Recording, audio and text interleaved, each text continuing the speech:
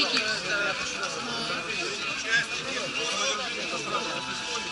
К месту старта приглашаются участники 30-го заплыва. Прибыльский Николай, Неупокоев Юрий, Пильщиков Игорь, Филиппов Сергей, Огрудник Богуслав.